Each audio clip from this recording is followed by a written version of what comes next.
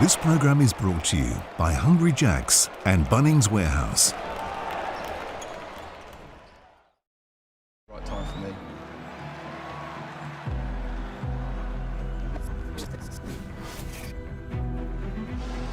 Tonight we farewell a legend. No, the legend. Tommy plays his last regular season game at Spark in the biggest game of the year for both of these teams. It's do or die. You win here and you advance to the play-ins. A loss makes things much, much harder. In a night destined to be filled with emotion, everything is on the line in what could be the GOAT's last night under the bright lights. It's the Breakers and the Bullets fighting for survival. Welcome into round 20. It was muggy here this morning in Takapuna, Auckland, but it cleared out for a beautiful Friday night of hopes between the Breakers and the Bullets. But we know what it's all about tonight. It is about that man on the screen. He announced his retirement from the NBL a little bit earlier this week, and this played out moments ago before we got on here.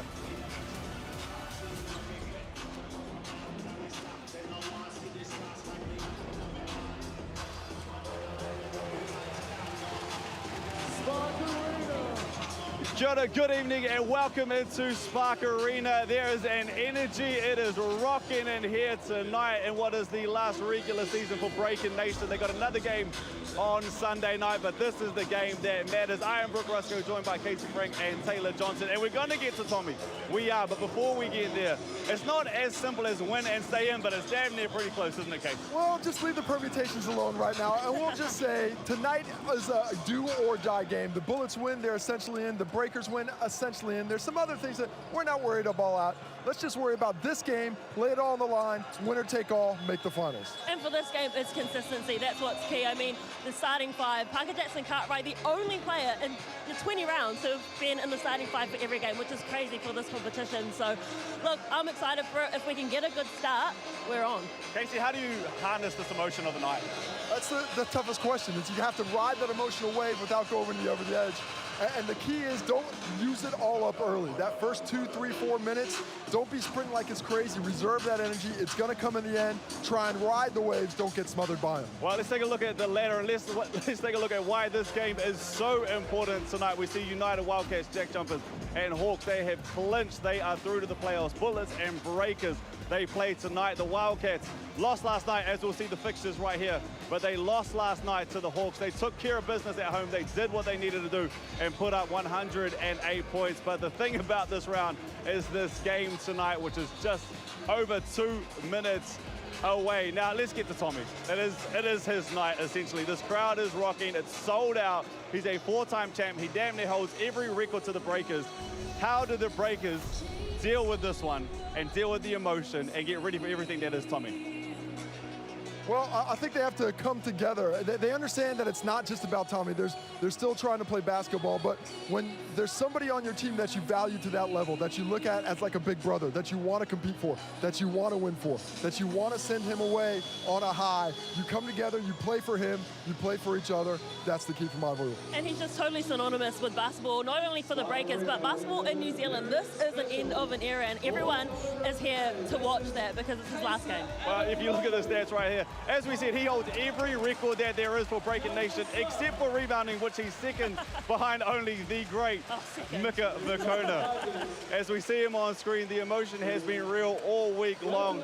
It is building extremely nicely around these waves. We want to give one big, massive shout out to that man on screen as we hear the crowd erupt for him. Now, one thing really quickly before we throw this one to Mel's, and Taylor, I'll throw this one to you, is what's the latest on Will McDowell-White? Hey, look, he's good. He's good. That ankle has held up some magic. Hey, were you rubbing it beforehand, bro? We got the goods.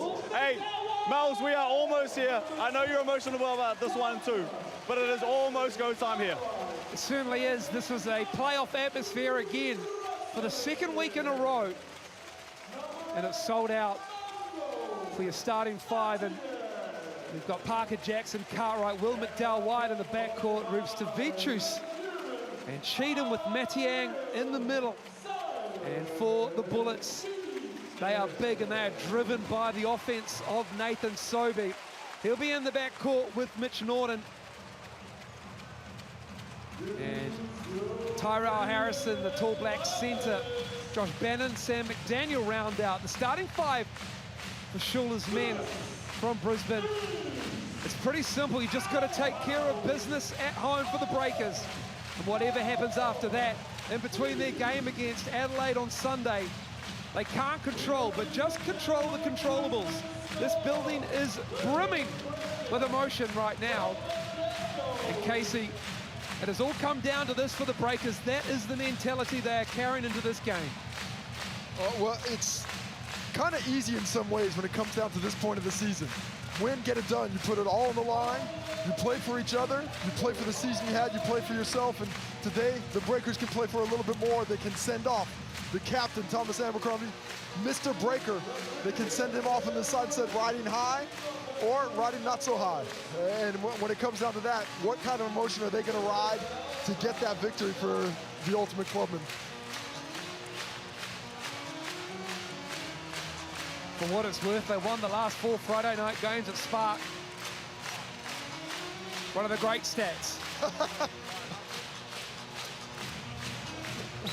Brooke absolutely appreciated it. Underway here at Spark Arena. Harrison controls it. And it's Mitch Norton with PJC on him. They're on their feet at Spark already. Sobey, they need to contain him. And they do so on the first drive. Oh, great rim protection from Mengo Metienne, but an easy straight line drive off that. Nice action, bringing Sobey off a lot of looks. They have to be concerned about the three-point line after he's come into this game hot. And after looking at things, it looks like it's been turned over. Great hustle by Metienne somehow. Oh, that's a foul called, so possession to the Breakers. First foul of the game on Harrison. That's a quick whistle for him. Certainly is. It's okay. They've got Aaron Baines and Rocco Zukowski. They got some size. A 7'4", 17-year-old and an NBA vet on their bench. PJC as Norton slips. He gets it back from Matiang. This crowd is ready to erupt, but key for the Breakers not to get caught up in the emotion. They have to ride with it, can't get overwhelmed by it. Sobey drops it off. Bannon has it. Nice little baby hook in the key. Oh, strong move there, nice fundamentals. Has used his body well to protect it away from the shot blocking ability of Cheatham. Will McDowell White over an ankle complaint suffered here a week ago. PJC. McDaniel trying to chase him around that screen. Gets the roll at Spark. PJC gets that mid-range shot. A lot of action for him to get to that point. He came off a double. He set an on-ball, received the on-ball after that. All that action to get that challenge shot at the end. The length of the bullets is going to make scoring tough for the Breakers in the half court. Sobey didn't have any points in the first quarter against Adelaide. Ended up with 37. McDaniel in rhythm. Rivstovičius with the rebound. McDowell White looks up ahead. Breakers give up a lot to open there to McDaniel there. They can't give wide open looks. They can give contested one there. Cheatham with a dunk on the baseline. Whoosh. He's bouncy. Good aggressive move. I like him when he gets in there. He doesn't ball fake, just go straight up and over everyone. He has the athleticism to do it. Rivstovičius with the physical defense. First team foul, first on the NBL next start. He's been superb over the last couple of months. Stepped up his shooting. His contributions have been at both ends as well. Such a heady player as the cheat code got free. The efficiency, I think, is what's so key about Rivstovičius. If we take another look at that dunk, but the Bullets back in the half court. Sobey coming off a double on the baseline. Harrison with the screen. Sobey looking at the big. Puts his chest right into Zylan Cheatham. And that is number 2 on Tyrell Harrison. Well, that's going to be Baines coming back into things. It's 4-2. Breakers beating the Bullets right now. And that charge there, Cheatham does a good job of getting his chest in the way. Maybe not enough contact if he doesn't sell it to that effect, but he does. The whistle comes his way, and the Breakers have an advantage early with Harrison, who's been rebounding so well of late, to the bench. Aaron Baines, a boomer, NBA experience, born in Gisborne, moved to Australia at an early age. He's in the game with that foul trouble as Cheatham just lost the handle on it. And that is the thing about this Bullet squad. Harrison goes to the bench. Baines comes in. Baines, who has a 15% offensive rebounding rate. That's crazy. I mean, that's going to be difficult for a Breaker team that's a defensive rebounding less than 50% of the misses. Baines up high, kicking it to McDaniel. In the corner is Norton. Norton drops that three. I like the confidence with which he shot, and I like the quick ball movement. Giving up good looks for better looks ends up being a wide open look for Norton, and more of those need to go down for the Bullets tonight. McDowell White pushed it. Baines picks him up. Brisbane gets free, puts it over the left hand. Had Baines in no man's land trying to cover Will McDowell White, and that opened up the key. He's got a deep bag. I mean, the little floaty layup there. He's got the push shots, the runners. He has got such a skill set for a young player of his age, just 21. Sobey lost the handle. I love that late jump out there by Matiang. He saw there was an issue, he jumps on it. But keeping Sobey from finding his best, so key for the Breakers. If he's able to get downhill on that left hand, get to the cup, and find some range from deep, makes things so much easier for Brisbane in the half court. Jackson Cartwright, good defense from Norton. Matiang's fouled. And that will not count, but it's going to be a foul on Mitch Norton. That's his first. And early in this one, a lot of Parker Jackson Cartwright coming off handoffs, coming off on balls, really trying to use him to influence the offense early in this one. Not so as much coming to the hands of Will McDowell White. Speaking of which, it's Cheatham who gives it back to the Australian point guard with boomer aspirations, but that is not a boomer-like pass. Well, you can see a lot of action from the Breakers early in this first quarter, but not a lot of penetration. You have the Cheatham dunk, but outside of that, it's been mid-range. It's been deeper looks. For the most part, Brisbane doing a nice job of forcing that ball side to side without bending their defensive identity. Norton, McDaniel. To Sobey. Bannon with the left hand. Gets two there, and that's four for Bannon. Nice seal there by Baines in the middle, keeping Matiang away and keeping him from contesting that shot. Brisbane looking nice and methodical in the half court. Brisbane for three, knocking it down. Beautiful action comes out, and a quick shot. It was just enough of a screen to give him the advantage to catch and shoot quickly. He does so. Sobey with the drive, kisses it off the glass.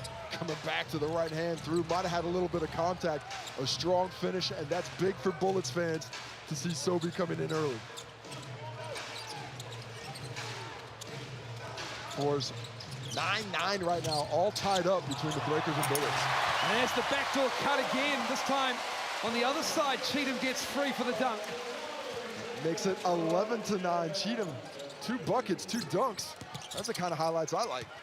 Bannon showing his bag here. And that'll be a foul on Zylan Cheatham. Went for the fake. Looked like he contested out of it. He came down to the back. Bannon with a nice footwork, the good use of the ball up and in. Cheatham thought he came down to the back, but enough contact there to get the whistle. And Bannon had the chance to add to the 4 points that he has as Brisbane's leading scorer. Shannon Scott in the game. Mitch Norton takes a seat. Shannon Scott hasn't given them the production they would have liked out of that import spot, as they missed the free throw there. Averaging just 5 points and 2 rebounds, 3.5 assists a game. Casey Prather, though, he's ready to check in for Brisbane on the Bannon make here. And he's come back off a long layoff of injury after starring for Melbourne United in their championship run. And Casey Prather back in the NBL on the floor here at Spark Arena. And still a supreme athlete, excellent defender, but really gives him that versatility defensively. Can go a little bit bigger than his position, can go smaller as well. And Cheatham sits, and Finn Delaney's out there.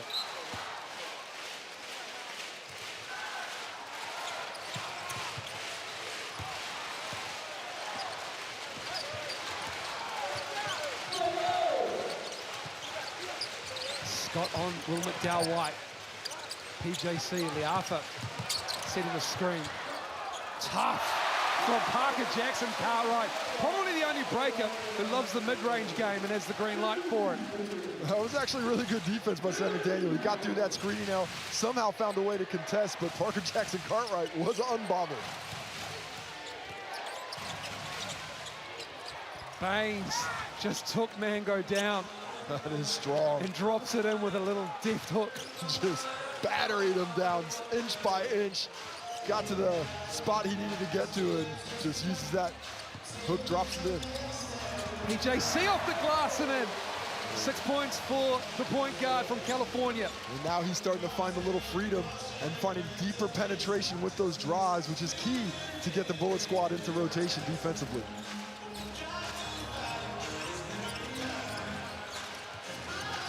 McDaniel picks up his dribble. Finds Baines in the corner, and Baines, he's not a bad three-point shooter. Can't let him shoot. Force him to shoot, but you got to get a better contest than Mathieu got that time. It's not great either at 30%, but he'll pull the trigger. Liafa to Finn Delaney. Sobey's on him. Finn Delaney will like this matchup. Finn Delaney got some of that. Rejected back from Sobey. On the ball, block shot, well done. And then Will McDowell-White, fantastic defense on Prather, knocking the ball off his leg and out of bounds. Take a second look at the defense in the post. Sobey standing up strong to Delaney, who tried to get physical. Might have been a little bit of arm there. Maybe a little bit. Still no Tom Abercrombie. Modi Moa, not one for sentimental substitutions right now when you've got a game to win with the playoffs beckoning. We'll take care of business at home. I don't know about you, but I've been on the ladder predictor all week. The Mitsubishi Motors ladder predictor. I have been putting in margins. I have been in every game since round 19 wrapped. Don't ask me what's going to happen. I need some percentages. You put in all that work, you got no predictions. What's going on, There's so many permutations. Permutations galore. Pull out an abacus. Jackson Cartwright gives it to Rubstavicius, who's back in the game. And Mantas Rubstavicius has 7. And they're playing so well off each other. With PJC's assisted on 2 of those shots, really finding him coming off those screens at the perfect time to finish. Rubstavicius is an NBL next star, but he is just a vet. He starred for Lithuanian age groups, led the world champs in scoring, as Prather's jumper's missed. Up to Liafa, he gives it to Delaney. Prather's on him. PJC tries to get around Scott. Scott got him with the arm. And then Baines just hits PJC very late. I mean, maybe in the NBA they might go look at that, but here, we're just going to go ahead and keep on playing. Let's just get to it. It's okay. As we take another look at the fouls up there on Scott, and then he gets in, he just blocks it out, gets it out of there. And, you know, just a friendly little slack. He's trying to grab the ball. I'll pull the curtain back. That's how Casey greets us every outside broadcast we do. Well, like, hey man, slaps you on the face. Oh, hey Case. Don't blame me for my bad spatial awareness. It's gone downhill since I've stopped playing. Yeah, no, that's fair enough. Still quite clumsy. Parker Jackson Cartwright making this free throw. A lot of the offensive load has fallen on his shoulders with Anthony Lamb, who's rolling around Spark Arena with that surgically repaired Achilles. It's Tom Abercrombie. Waits. Anthony Lamb in good spirits. What a loss he is. He's such a fantastic scorer. The Breakers really have to just rekindle a new identity in the half court in particular and find ways to grind out buckets then. Breakers with a 7-point lead as Baines knocks down that 3. You cannot just let him have looks. There is a difference between forcing someone to shoot and letting them. And that time, Dane Pinot, he is down there beneath the circle for the free throw line. That is just too much space to give an awkward-looking shot. That look. Delaney answers with a 3. I don't know, Casey. I haven't seen the ball move this well in the Breakers offense for a while. Jackson Cartwright with a steal. Delaney up ahead. Left hand for PJC. He's already got 10 in the quarter. Timeout, Brisbane. Huge start for the Breakers to come out and find some defensive activity to get some easy shots. Coming back to the bench, the players for the Bullets on the bench are trying to encourage their team to play a little better, play a little smarter, but in a do-or-die game, you just cannot have those kind of careless errors. Well, let's hear from Tom Abercrombie and Mody Maor, who caught up with Casey pre-game. And some big news on the personal front this week from you. Don't want to get you to go too far down memory lane here, but would you be able to reflect a little bit on early on your career, some of the things that maybe you look back on with fondness as you're coming closer to the end of it? Yeah, no, it's a big game. Some wonderful memories in this place.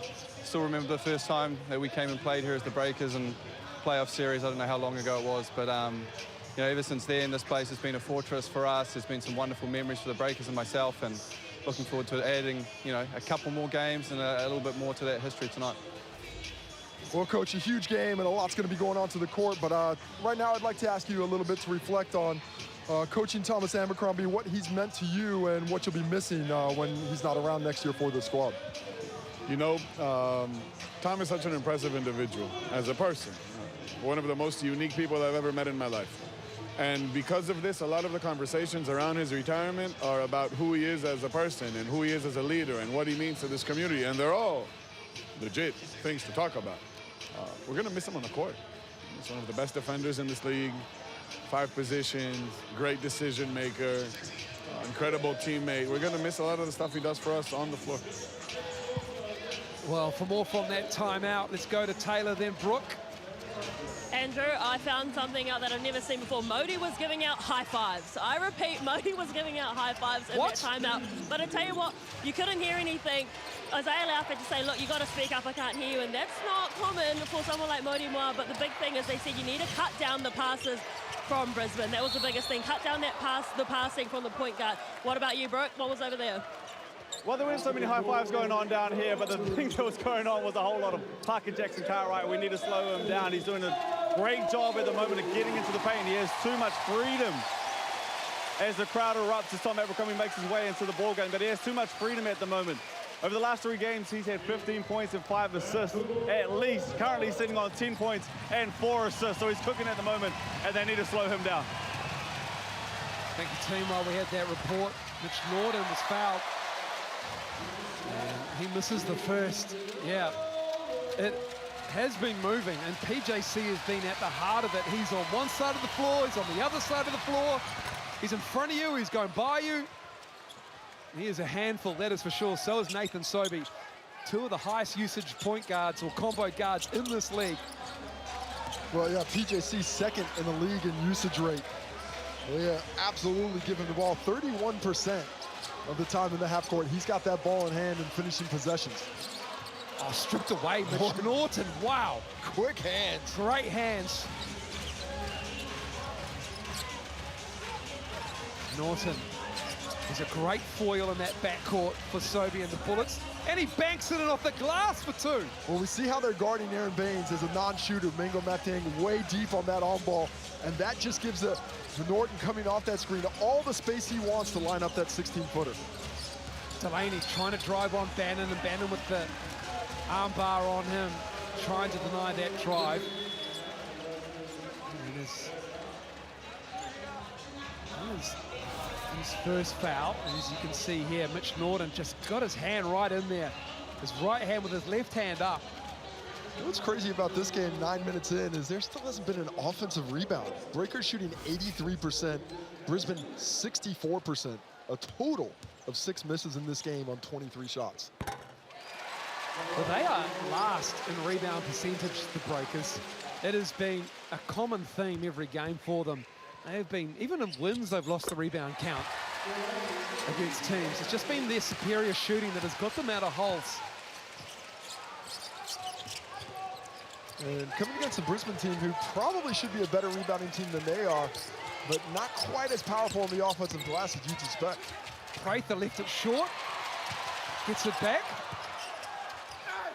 Everyone is going up on Casey Prather, and Matiang, the third, gets the block. Well, that shot clock has been reset up to 14. It should be a few seconds lower. The first one hit the rim. Should be sitting around 8 or 9, but I don't think anybody's caught that yet. Nice job by Matiang to take that out of the sky there.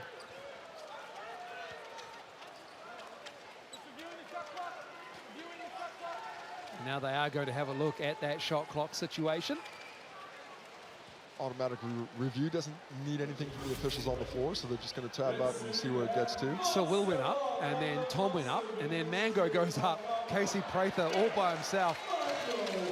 But as you can see in the back there of shot at the other end, the shot clock did not move. There's Anthony Lamb talking with PJC on the bench there. So he should lose about 3 seconds perhaps, yeah, and the shot clock is down to 11. Chris Smith in the game. Gives it to Norton, gets it back. Smith. Heel of the iron. Chris Smith had a bank shot long two to seal the win for the Bullets here. Early on in NBL 24. Breakers took one off them on their floor. Nissan Arena, the Armory. Now Will McDowell-White loses his footing, an offensive foul. Matiang with the dodgy screen. I couldn't tell if he threw that hip out because Norton didn't come into that screen full on. He just caught on the hip. Did Matiang send that hip out, or did Norton just throw his body into it and accentuate the call? Either way, Bullet possession to most likely finish the quarter with just 14 seconds left on the clock. Shot clock is off. Mitch Norton with it. Sobey on the bench, so it'll be with Chris Smith. Bannon comes high. Breakers hedging. They don't switch. Will McDowell-White stays with him. Oh, he drops it down. Chris Smith to ice the first quarter for the Bullets. And he draws them to within 5 after 10. We'll take a break at Spark Arena. Do or die basketball here in Tamaki Makaurau.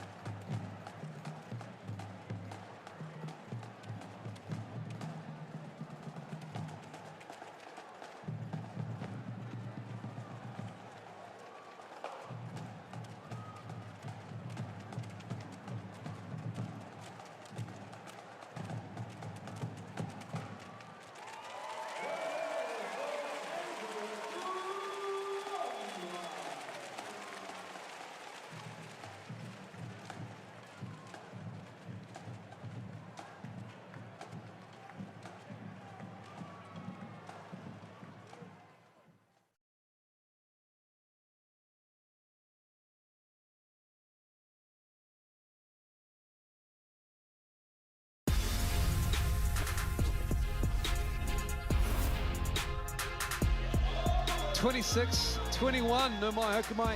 Let's go to Taylor with more. Yeah, the Breakers bench, basically it was very up the offense. Let's try go down the middle lane. Sometimes it's open. We don't have to look out to the edges. But the big thing for them is when Modi left that chat, he said, guys, play for Tommy. So they're really riding on the emotion of this and hoping to use it for their advantage. And then when they left that team chat, the chant was together and then they walked off. So they're pumped for this one.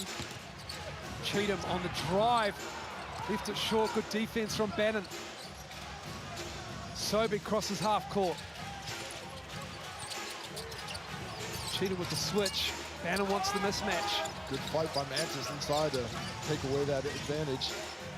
Smith gets it on the baseline. He's feeling good. He is feeling really good, Chris Smith. He was a factor in the last time they played here.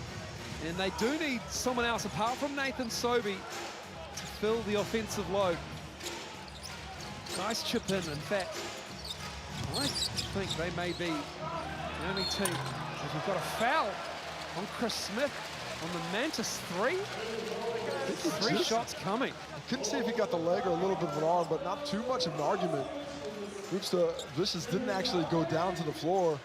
So not as aggressive a foul as you see on a shooter that sometimes it takes to get the whistle, but nonetheless, he's off to the line for 3. I think the Bullets may have the fewest players averaging double digits. Just 2. It goes Sobey at 20.3. No, let's make it 3 players. Then we've got Chris Smith and Bannon with 11 each. So just 3 players in double digits for Justin Schuller. And the roster has changed a bit at times. For them, they've had some guys going in and out, but this is still a team that is at its best when Nathan Sobey is scoring the basketball. So much of the gravity of the offense revolves around what he's able to create.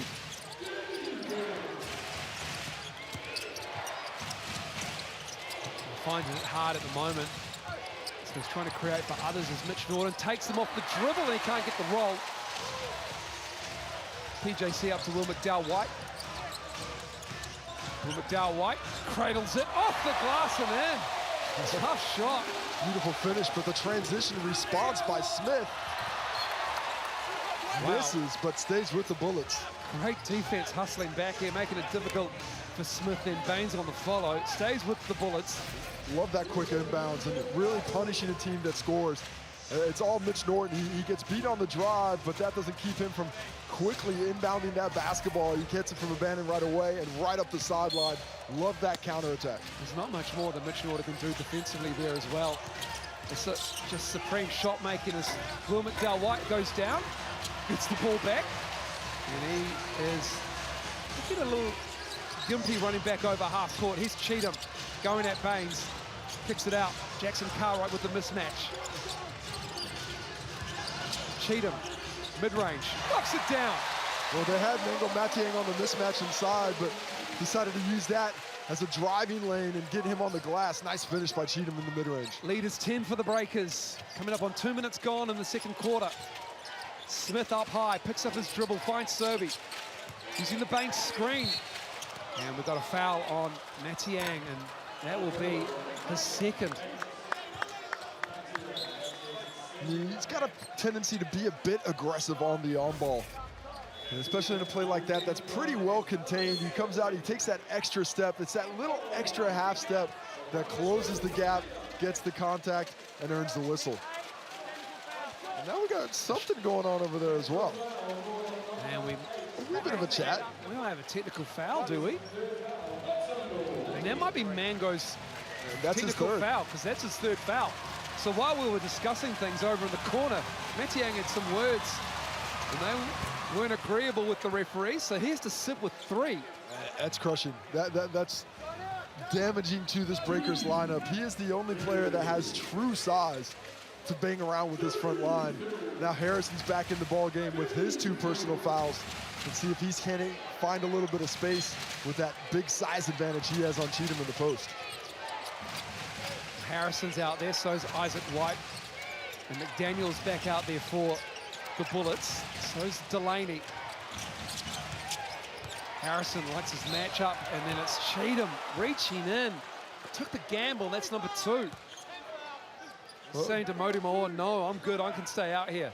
Well, good patience shown by Harrison there. He got the ball inside. That double didn't come. They were happy to let him play, so he took his time, nice, slow, deliberate move, and Cheatham just gets his hand caught in the cookie jar. Sometimes it's better to let those little plays go, especially when your fellow front court mate starter is already in foul trouble. 7 fouls total for the Breakers, 5 of them between Matiang and Cheatham. The third team foul, 7:43 to go in the second quarter. No, like the mismatch now. No Matiang as he misses the second, gets his own rebound. Oh, like Tyrell Harrison being involved here. Isaac White operating with him.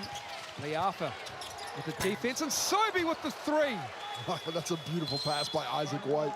that was right in the breadbasket. Sobey did not have to move at all. Timeout to the Breakers, who have not liked what they've seen these last few possessions in the half court, as the Bullets have picked up 4 offensive rebounds in the past 4 minutes. It was a 10-point lead. Now it's down to 5.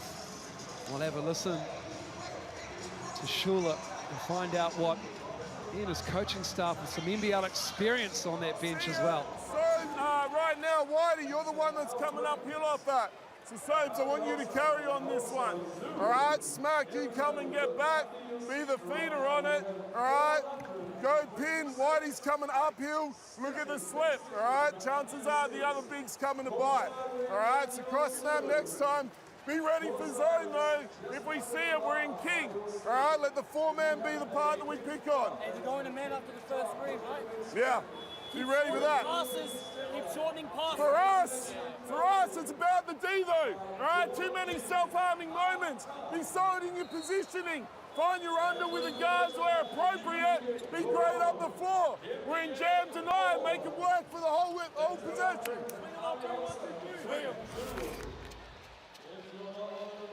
Modi Maor imploring Will McDowell-White.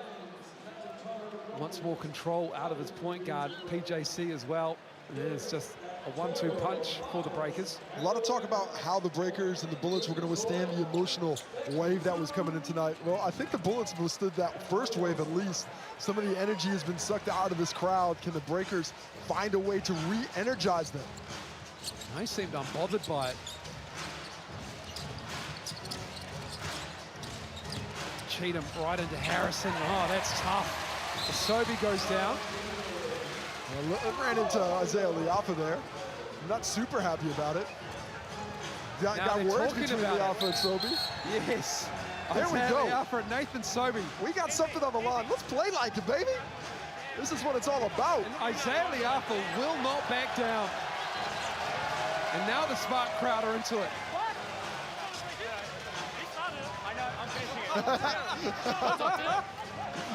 I mean, officially, he did start it. We'll take another look at it. Cheatham with a great move, powerful the way he displaces Harrison, but it's this little shove there that Sobey didn't like, thought he was in the box out, thought it was a little extracurricular, and now he might have a little chip on his shoulder.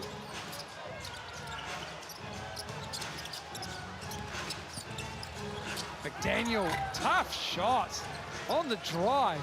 Attack that closeout of Findelaney really well to the left hand. Double clutches for the finish. And the Bullets methodically working through options in the half court.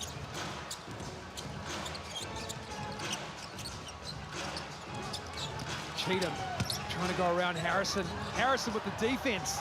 Wow. Tremendous recovery by Harrison. The shot blocking ability he has forced Cheatham to hesitate.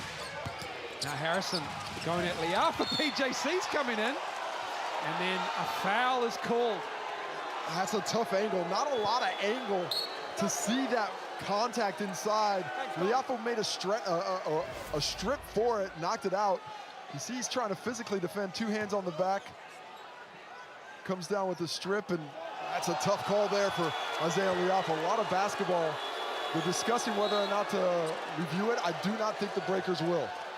He got some hand there as well. But, oh, Modi likes it. He saw it on the big screen, and now he wants to review. He wants to review it. And he's seen, obviously, that angle on the baseline. That referee who made the call. He didn't have that angle. He didn't have that angle. And there was 2 players that are obscuring the view there. So the bunker will have a look. There is a bit of contact on the arm as well. From that replay angle, it looked to me like it was coincidental or incidental. Probably not coincidental. It wasn't a coincidence that happened. But it sounds the same. But here we take another look at the angles for which are being looked. Comes in, and remember, the foul is on the arm, so here's the strip down. He's on top. To me, that probably looks like a jump ball, but we'll see. Michael Ayland is waiting for the message. He's in position. He's ready. He's just waiting to be told what to do. He's waiting because that's the camera there in front of him. You're about to get Michael Ayland in your living room. Well, and there is a bit of content. There's not a ton of angles that give us good view of what was actually happening at this point. So This is the decision right there. When he slaps down, does he have arm or does he have ball? Which is it? I'm going to go with ball. What's your call, Moles? I'm going with ball. Ball don't lie. Ball don't lie. Is that an appropriate thing to say in this instance? Probably not. Well, it depends on if the call goes against you or for you. If he gets free throws and he misses them. After review, the coach's challenge is unsuccessful. The call on the floor is confirmed. Foul to pick number 2, 2 shots. Ball lies. Well, the ball lies if he makes 2 free throws if you're a Breaker fan. If you're a Bullet fan, the ball is telling a lot of truth. That is true. As said Tom Hanks to Wilson's very often.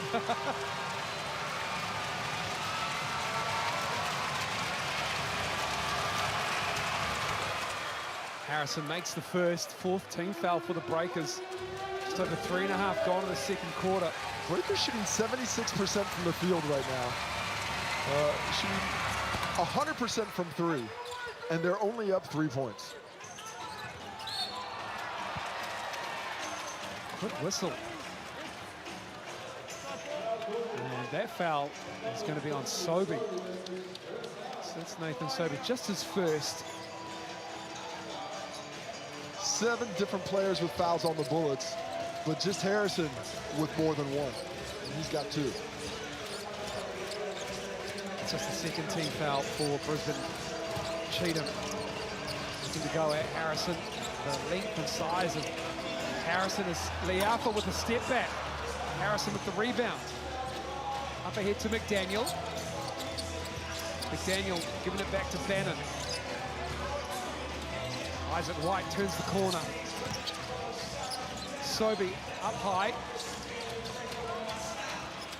7 to shoot for the Bullets. Here's Sobey. Matchup with PJC, and Sobey just blows by him. Well, PJC was sitting on that left hand, expected the crossover to come. Sobey gave him the hesitation straight to the cup. A couple of straight line drives might get him going here in the second quarter. That is a 9-2 run for this Bullets team right now. It's PJC off the glass, and he's fouled. And a lot of this offense comes on PJC's shoulders in the half court. If the Breakers aren't finding ways to get out in transition and get easy looks, they really lost a lot of that half-court identity when Anthony Lamb went down with that season-ending injury. They don't have that escape valve. They can't just throw it into anybody and be confident of the post move being excellent. So it's all off ball. A lot of PJC trying to make defenses be manipulated and bent around. This is the first 72% foul shooter. Did you see Anthony Lamb on his new ride? Makes the second.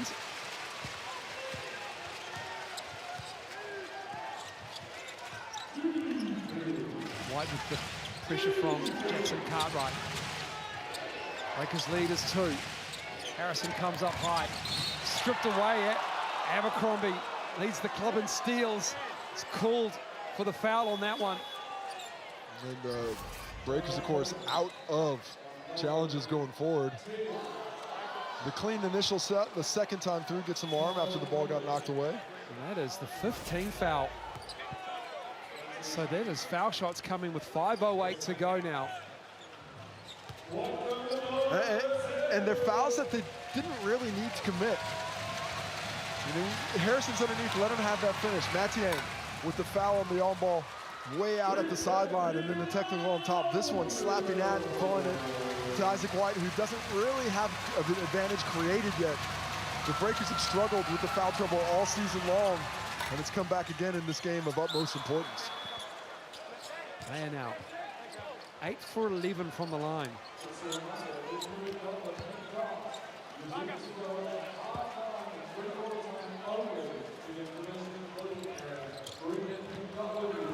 Bullets have locked this up at 36. They've ground this Breakers lead down into a tie here.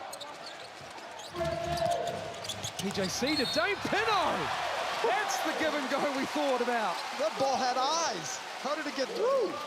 Somehow finds the angle, drops it low to Dane Pinot. Love the trust from PJC to drop it off there. This is not an easy angle. Look, it just barely slips it right into the breadbasket. Pinot with the finish. Foul on Baines. Chance for the old-fashioned three-point play. Pino. That violation there. That is a lane violation. You've got to stamp that out. The scourge of the game. Certainly is. Dane Pino is not a noted foul shooter, but you need to be able to make sure that people aren't taking advantage of leaving that line early on foul shots, and I'm glad that call was made. You can't get in early, Moles. You know better than that. You can't. You're absolutely right. Imagine if there were kids watching. Bannon. Prather. Baines is present on the offensive glass. Grabs that one. Oh, great pass from Sobey. Baines can't get the roll. Jackson Cartwright running into all sorts of defense, and he's fouled. The pirouette. Finn Delaney just gave Will McDowell White, as they check in, the stink face on that move from PJC. Because it was stanky. Give him the stanky leg on a dance move like that. Somehow keeping the balance. His body control is phenomenal. That's 2010 Brooke Rusko right there. 2010. The ability to stay on your feet with spinning at that speed in transition is just phenomenal, the balance he has. Delaney with the rebound. Shot clock is not running. You might have caught that, so they will fix that. Started a half a second late there. Good offensive rebound from Finn Delaney. He didn't leave that lane early. First offensive rebound of the game for the Breakers. Still just 5 missed shots, but 4 turnovers from both squads affected the efficiency of the offense.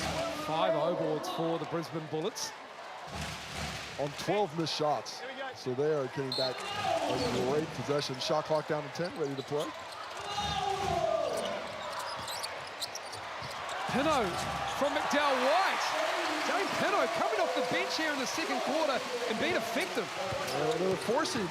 They're forcing Aaron Baines to make decisions coming off that on ball. Guard the man with the ball or guard your man rolling down, and whichever one you choose, go the other way. Oh, Aaron Baines got done. And this is a product of what happened in the full court after the make.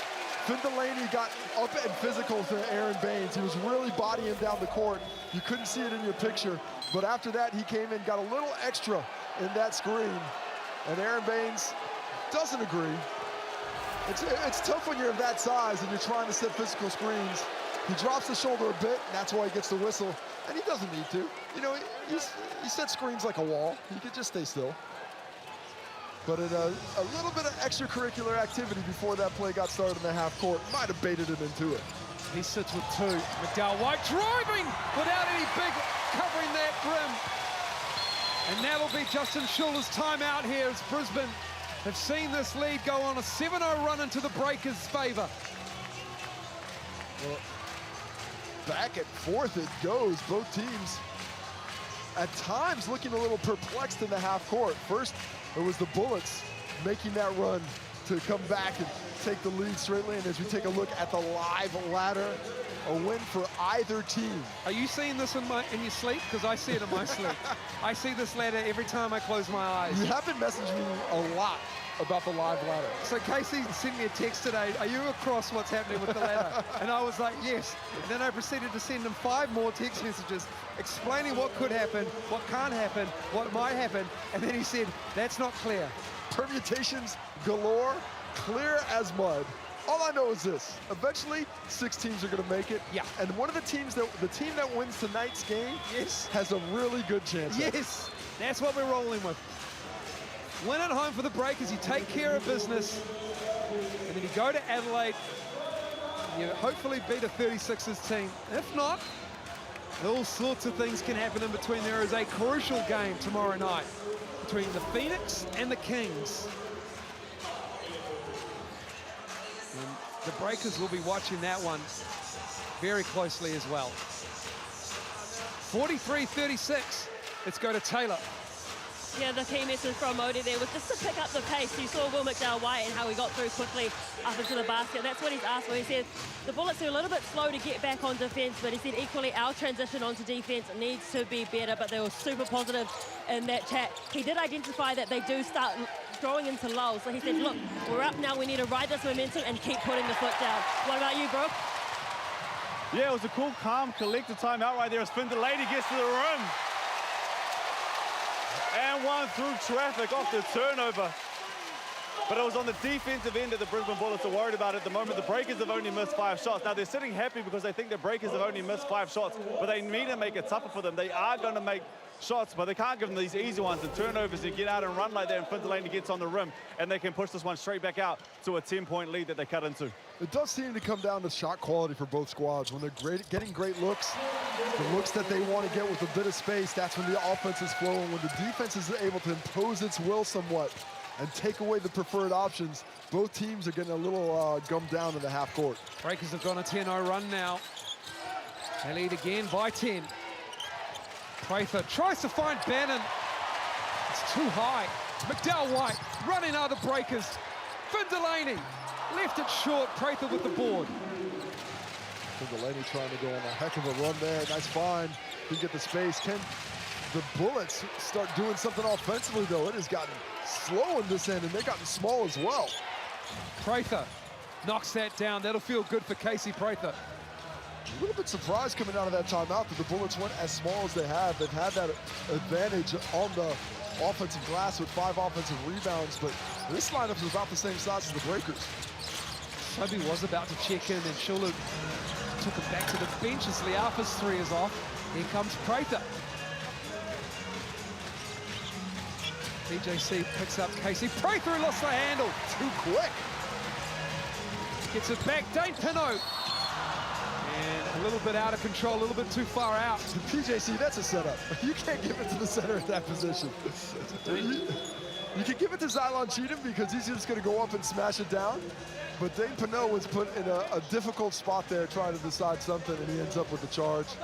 And PJC, I think he just took responsibility for that as well. And Modi Moore just says, shoot the ball. Put that ball up. Just go ahead and get it up there. No way, man. Dane's got 2 buckets here. Yeah, that's why he wants to keep it going. Ride the wave. And then PJC picks up a cheap one in the backcourt, so that'll be shots now. Again, obviously. And then Bannon and Finn Delaney. This is getting chippy, and I like it. As it should. Season on the line. Oh, and Norton, he does not like the feel of that. He's grabbing his hand, and that's the shooting hand as well. Oh, did that just hit? Yeah, I can't really see exactly what happened. But regardless, never good for your point guard to be shaking a shooting hand like that. Rocco Zikarsky in the game now. 7'4", 17-year-old at next start. And he has got a massive future in front of him. You know my favorite Zikarsky stat right now? Hit him with it. His PER, highest in the league at 42.3. Player efficiency rating for Rocco Zikarsky. When he gets minutes, he doesn't get minutes often in the shorter rotation. He is highly effective.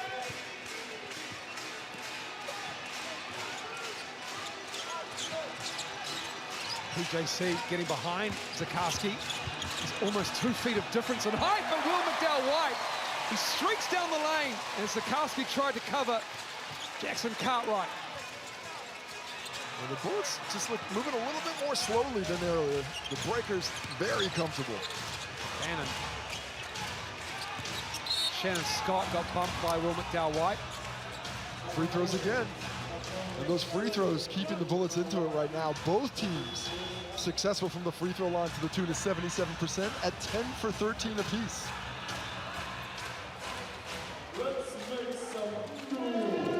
Shannon Scott at the line for the Bullets. Free throws 14 and 15 is they're now 10 of 14. Now the visitors, Isaac White ready to check in. Breakers, they're 10 of 13 from the line. Breakers shooting 72% in this first half from the floor. Misses both, gets his own rebound. Crucial rebound from Shannon Scott. Bannon looking for Zikarsky maybe. Looking to go his own. Delaney gets the steal. Another turnover, 9.5 for the Bullets. McDowell White on the baseline, kicks it out. PJC is fouled by Scott, and there'll be shots as PJC knocks down that three. He's also grabbing his knee. Shannon Scott's knee clashed with his right there. A bit more contact than it actually looked. Nice scramble by the Bullets. They looked pretty well out of position to force that into, well, I guess it's free throws, so the foul makes it a little worse, but a nice job to take away a wide open look.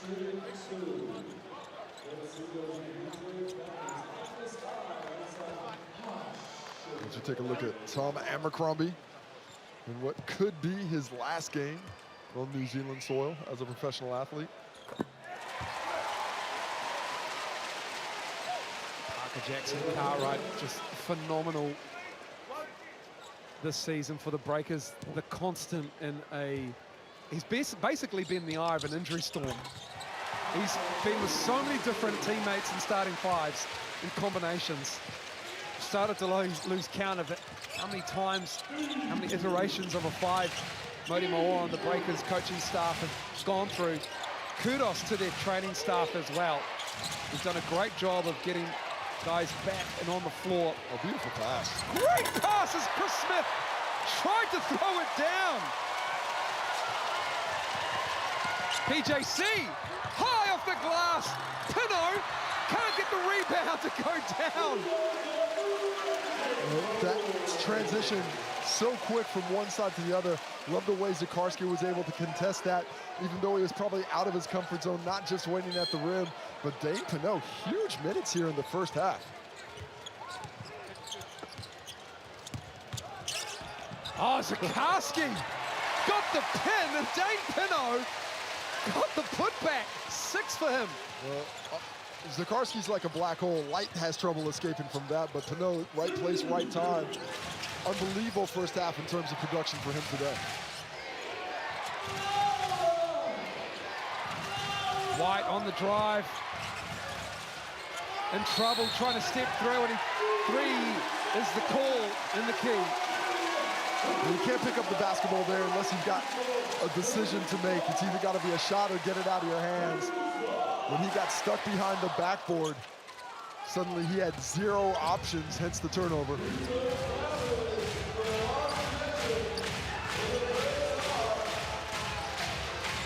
Last shot of the half, most likely coming here. PJC going to be coming off an all-ball either side. Another block for Zakarski. PJC steals it almost. Oh, it stays. That will come off Mitch Norton's foot. That's the kind of hustle that's going to make Mody Maor happy and drive Justin Schuler crazy. 3 black jerseys around the ball, and PJC's the one on the floor who gets possession and possibly the opportunity for another bucket. And there is Parker's mum, Belinda, in town to see her son play.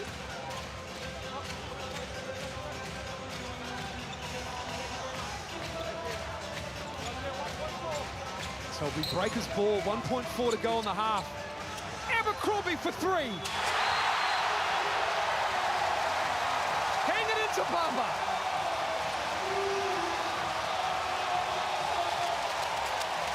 Well, great sub by Mody Maor there.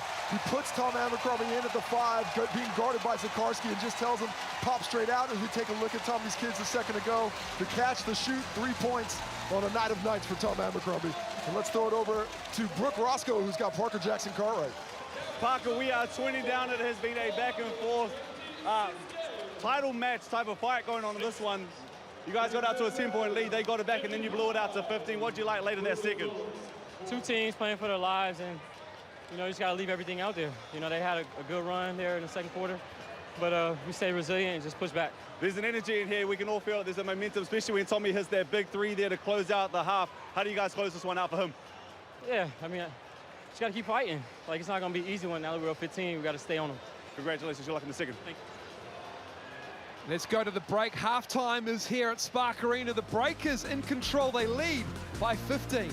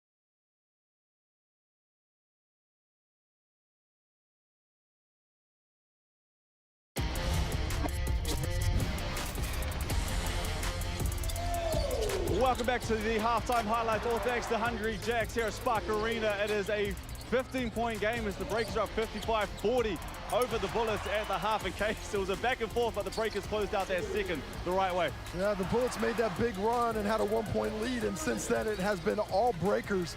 A 20-4 run to finish the quarter, and they picked it up defensively. Suddenly things weren't so easy for the Bullets in the half court, and that created easy looks on the other side. Gang defense by the Breakers in the paint, keeping the Bullets offensive rebounding at bay. But when it comes down to it, it's just shot making. Not enough defense from the Bullets. The incredible efficiency from the Breakers. And Tom comes in there and closes out the half with a huge three, but it's the shot percentage at the moment, Case, as we look at this, 50%. I know it's only 3 from 6 from deep, but that 20 of 31, 65% is huge in the first. That's an unbelievable rate of efficiency, and the Breakers are the most efficient scoring team in the competition. True shooting percentage and efficiency field goal percentage. They take great shots, and tonight they're making every single one of them just about. And one place they have struggled all year is on the rebounding count, and they're 14 at the moment, so they're loving where they are there too. Now, Parker Jackson Cartwright seems like he's in his bag tonight. He's doing all the things that he wants to do. He started this game, he had 10 points and 4 assists in the first quarter alone, and he kept it going in the second. And early on, the Breakers were really throwing the action to him, but he didn't have a lot of space going into it. And then about halfway through that first quarter, he just activated. You saw the activity defensively, had a couple of steals, even easy buckets.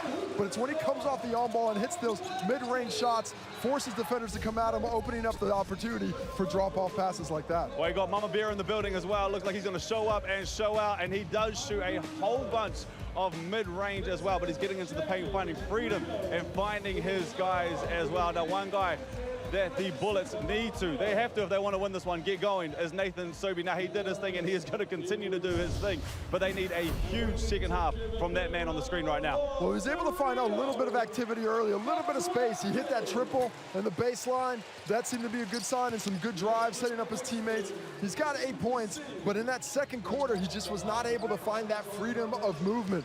The Breakers send a lot of attention his way. This is a great defensive possession. He's been active, he's been engaged, but he just has not had the ball in hand a lot.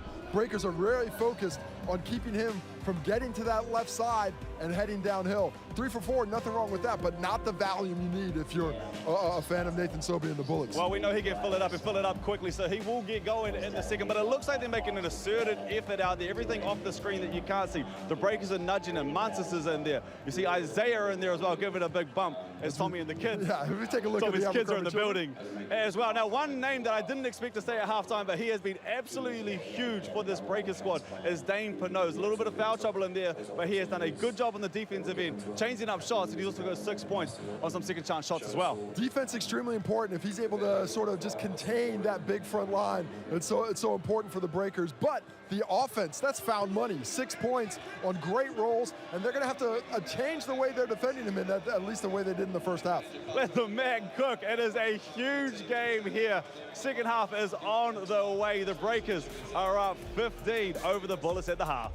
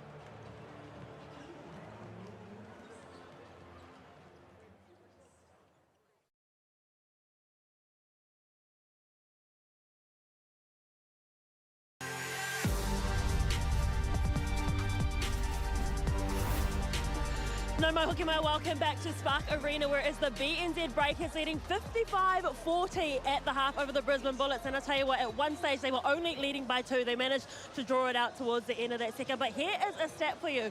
Brisbane has lost the last 21 games when they are trailing at the half. So could be a good sign for the Breakers. But Brooke, what did the coaches have to say? Yeah, starting with the Bullets is the defensive coverage, especially those baseline coverages that are killing them at the moment. They need to get tighter on that. They need to be on the same page, move like a string, and they know how to do it. They just haven't done it in their first half, so they're going to lock that side of it up. And on the offensive end, keep that ball moving. They need to get it through hands and look for Nathan Sobey to really light it up in this second. For the Breakers, Coach Modi wasn't as happy as I thought he may be. I thought Coach was going to be happy. He said, what am I there to be happy about? They had 2 leads. With two double-digit leads, and twice the Bullets got it back. They ended up getting up to their 15-point lead, but they need to play the right way, continue to play the right way if they want to do this one for Tommy and get a win tonight. Well, Parker Jackson Cartwright's got 14, but Zylan Cheatham has been dynamic, of course. The cheat code getting free on the baseline, and he's provided highlights in the first half. Well, he's being guarded by these big fives, and his answer to that is, I'm going to put the ball on the floor, I'm going to attack, I'm going to get to the rim. Beautiful pass by PJC there. Seeing eyes today, but when he's hitting that mid-range on top of the ability to get to the rim, that makes him a much more difficult player to guard. Things are going well for him. The aggressiveness needs to continue. I did not give enough love to that PJC pass to Cheatham. Rupstavicius We were concentrating on the dunk, let's be honest. I know, it's so bad. We're simple men. Empty calories. Rupstavicius with 10 first half points as well. 3 of 3, 2 rebounds for the Lithuanian next star. It has been a good spread. Dane Pino highlighted at halftime, 6 points, 4 boards. Cheatham and Delaney with 8. 6 for McDowell White. 6 assists for Jackson Cartwright as well. Belinda in the crowd on the baseline. Everybody getting amongst it at Spark Arena. A sellout yesterday. Over 7,000 in attendance tonight for round 20, the last round of NBL 24, Casey Frank. Parker Jackson Cartwright gets 1 assist this half. It'll be his 4th consecutive game with 15 points and 5+ assists. Crowd find their seats. We're back underway, second half here. McDowell White on him. Harrison has it. Batted away by McDowell White. 9 on the shot clock. A 19-4 run to close out that second quarter from the Breakers. It was tied at 36. They're up 15. Bullets ball. Single digits on the shot clock. Harrison gets free. They collapse, and Tyrell Harrison, the poise and patience on the baseline. He doesn't have a lot of quickness, but when he's patient and he uses his size as the ball gets out, knocked out of bounds by McDaniel, stays with the Breakers. But his patience and his use of his size, so key, especially against this Breakers team. They don't have answers for his highs as long as he stays out of foul trouble and under control.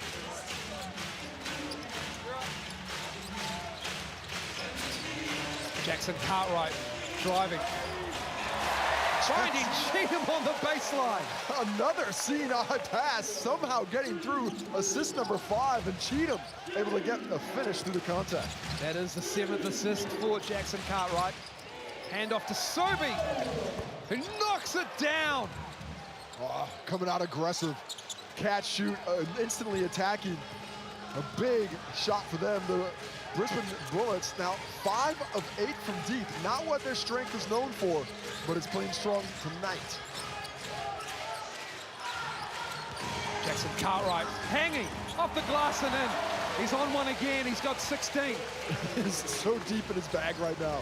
The assist game is great. Defensively, he's playing well, but he's just playing tricks through the defense when he's scoring the basketball. Bannon fall away is good. Josh Bannon giving them some offense, apart from the name of Sobey. Well, good depth on the drive there. Bannon that catch nice and deep, making it very difficult to defend. Those are the kind of quality looks Bullets need to get more of. Norton and PJC both go down. I think PJC grabbed him a bit. Norton's upset about it. Norton's livid. Well, he's physically pushing him off, but PJC had 2 hands on the shoulders, almost twisting the body to bait it. Take another look at it. Look at him trying to get around it. Good physical defense by Norton, and there he grabs the head. So it'll be interesting to see if this gets a second look at it, exactly what happens of it. I believe they're... Norton's bleeding. He's bleeding from his eye. Well, that is definitely not where PJC hit him. He's got a cut on his eye there. That is... On his left coming eye down with socket. strength. And so Rich Norton will have to get cleaned up, obviously. He's been attended to at the end of their bench. And they are reviewing that play. So did he connect with a foot or a knee or an elbow as he went down? Have another look at it. They're going to review it here. Well, PJC comes behind. You see he's just trying to get through. Did he get a little head clash there beforehand, or was it on the knee? I think it was on the knee when he comes down. You can see it there at the end. So there might have been a hit clash there. And then when he comes down, I think he hits the knee too. So it's a couple of spots might have happened. Nothing untoward. No ill will. And Mitch Norton may need a stitch, although double foul call. So that's going to be Parker Jackson Cartwright's second personal foul and the second personal on Mitch Norton as well. No medical experience. I do not know if he needs a stitch or not, but he's going back under into the changing rooms.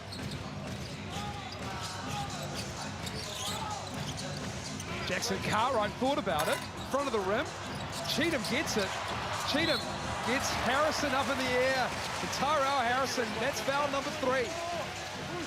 Well, it almost looked like Cheatham wanted to take off, but kind of lost the handle.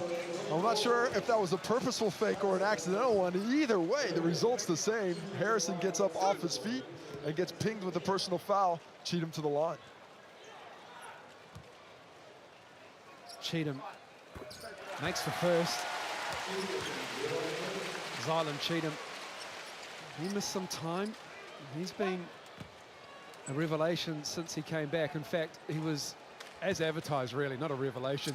He is as advertised. Revealed to the fan base here in New Zealand and Australia. Because this was, I think, the player that Coach Muddy Moore was most excited to get into the lineup. Because of how dynamic he is, because of what he does as a vertical threat. And now we're starting to see him come into the confidence and form that was lost with the injury. ESPN Australia inside Holden. So let's said it best. It's the best team that never was. This Breakers unit, you just haven't seen barely their best 5 out there as Bannon makes a great jumper there. Well, unbelievable shot there. Great challenge, but Bannon showing the shot-making ability. Bullets making it tough in the half court, really extending that defense now. McDaniel goes down, front of the rim. Prather can't get it. Rivstavicius, and they get another 14 here. Cheatham gives it back to Liafa.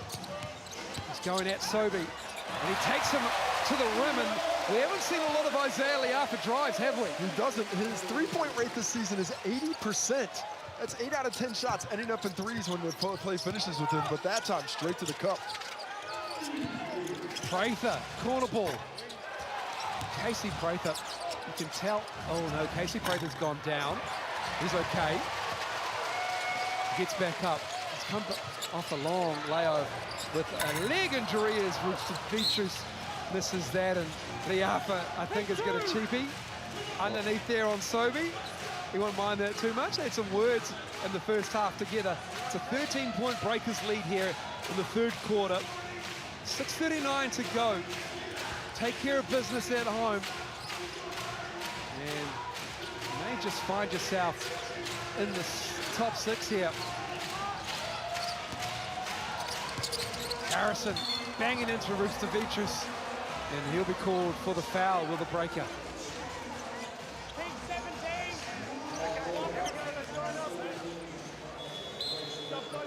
Just number 2 on Mantas Rivstavicius.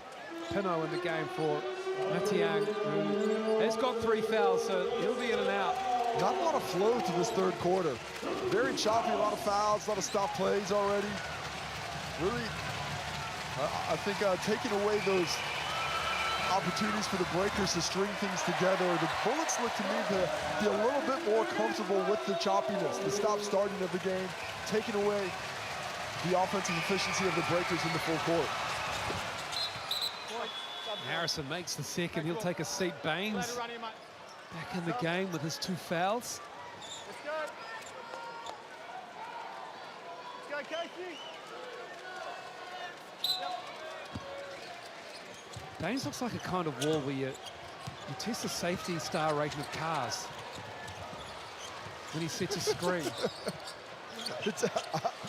I think, yeah, is he like the concrete that they send the cars into? That's what I mean. He's like they drive cars into them and go, oh yeah, no, those airbags work.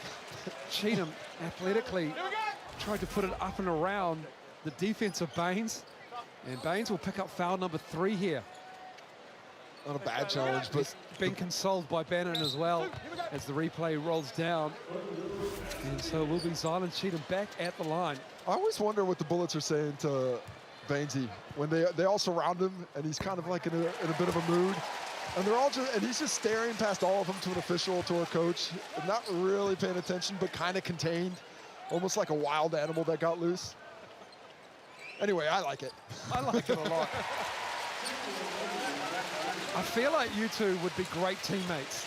I have tussled with him a few times the other way when he was at the Boomers, and never the most fun. It wouldn't have been. I don't think I would want to be on that court. He was much younger, maybe not quite so big back then. Bannon providing the offense for the Bullets here in the third. How about this mid-range he's coming out with? I mean, solid contest, but showing his shot-making ability. The Montana product from the NCAA system is coming up big here in the third. He's on a season average of 11 as Liafa can't get that 3 ball to go down. Breakers lead is 12 here. And the percentages for the Breakers starting to drop with this half-court defense from the Bullets. Sobey finds Bannon underneath. He'll get points 13. Well, Breakers aren't calling a timeout yet, but I like the way what Bullets are attacking. Really forcing the Breakers to react and playing off that. That time they challenge the shot. Beautiful pass by Sobey underneath. Delaney and Abercrombie ready to check in for the Breakers. EJC still sits out there. It's Liafa and McDowell White in the backcourt. Cheatham gets it. Trying to draw that foul on Baines. And Baines will take it right on the chin, it looks like. And Cheatham will pick up the foul. Cheatham's really trying to up-fake these bigs underneath. And outside, Baines isn't one that's really going to contest. He's going to contest with his body strong straight up. So when he goes for this fake, Baines does well to stay down. Cheatham straight through the chest, and then that elbow into the chin. Isaac White to close that space and not let him get any separation. Parker Jackson Cartwright not thinking that call was going to come his way. There's a lot of Spark Arena people around us going, what was that call? You got to dribble it. At some point, you do have to put it on the You got to floor. dribble the ball. So 11 seconds to go now. Down to 6.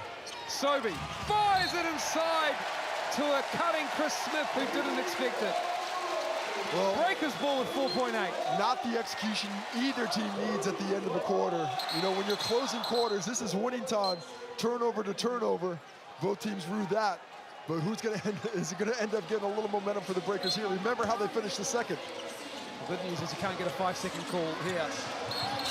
But you can't get a turnover. It's Bullets ball now. What is going on? Hot patata. Nobody wants to touch it. 2.7 to go. At least you won't get a 3 in the key call. Jackson Cartwright out for defensive purposes. Pinot rejoins the fray. 7th turnover for the Breakers. 13 for the Bullets up to this point. 2 in quick succession as well for the Breakers. Interesting on the turnovers for the Breakers. None of those come from steals. The Bullets 0 steals so far. McDaniel lost the handle. And that'll do us for the third quarter. Breakers lead was 15 at halftime. Now it's 12. 75-63.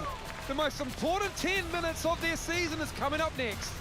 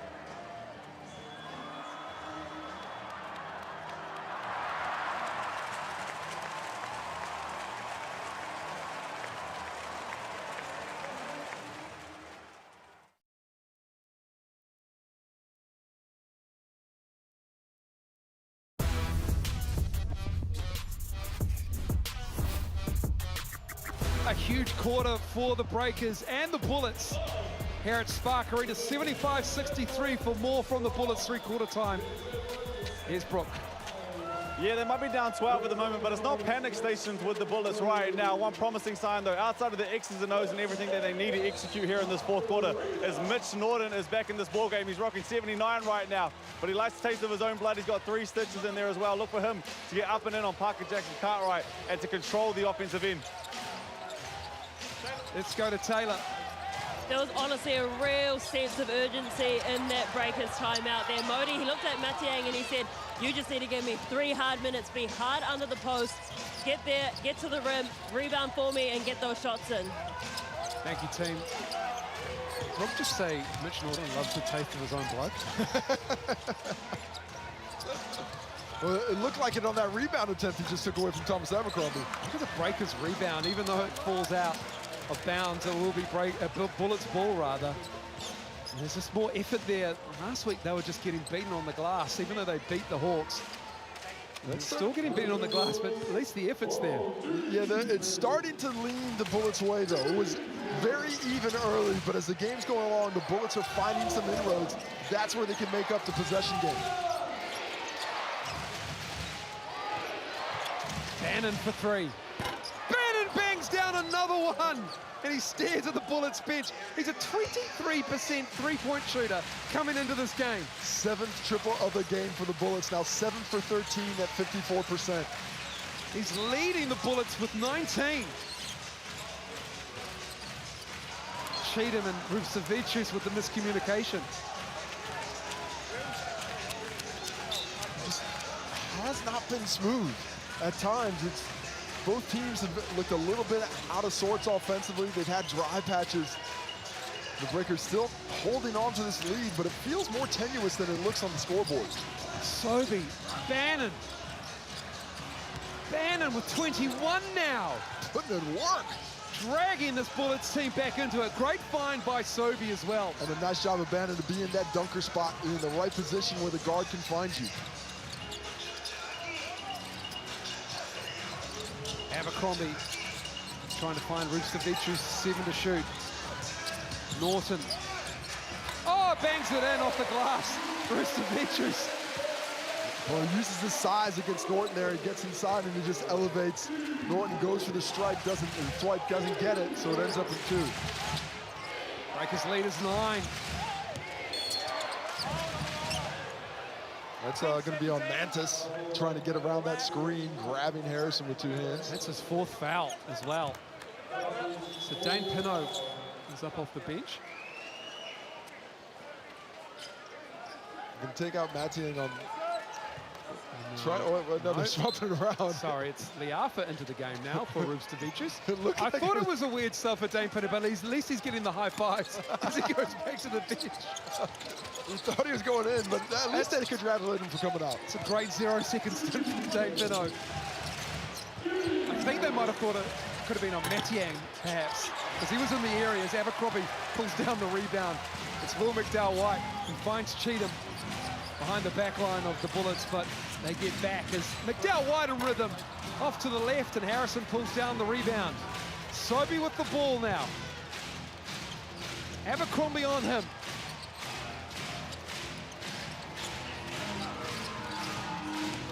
Norton, Harrison. Matiang trying to stay on his feet. Does well to guard him. Now Sobey with the shot clock down to 2. Oh, Matiang gets that foul. And Matiang shows hard again. It actually looked a little bit like Sobey slipped more than the foul affected him, but there was some contact, so Matiang picks up his 4th. She'll join Ruvsevicius in foul trouble, and here you see him come out of it. You see that knee right there, just takes it out. I don't think Sobey was lifting up to make that next step, so the contact probably looked a lot worse than Matiang was supposed to do, but that's a couple of times now, just too aggressive on the on-ball. No reason to go out with that much speed. I think they just touched toes, to be honest. Touched toes, eh? Yeah, not toes. Upstairs to Sobey, who's fouled by Cheatham. That's Cheatham's 4th personal foul. What a great play. Now Delaney will come into the game. Cheatham will have to sit, surely. How about the athleticism of Nathan Sobey? How about that? He has to go down to get that against Cheatham, who's on that short list of best leapers in the competition. And he went up over, nearly flushes it, but a chance for 2 here. Bullets have missed 8 points from the line, and they now miss a 9th. Sobey has not been great from the line tonight. Now he's 3 of 6.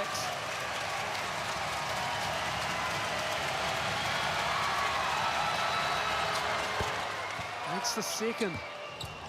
He yells an expletive with frustration after that. Just the 8 shots for Sobey, but affecting the game. 5 assists, 4 rebounds, 1 block. TJC left alone. Prather picks him up. Kicks it out. Liafa with 6 to shoot. Puts it up over Harrison. Nice finish from Isaiah Liafa. Getting on the drive there as Abercrombie, the vet, looks on. Finger roll. Possibly his last game at Spark Arena. It's been a big emotional week for Tom Abercrombie. It's Prather.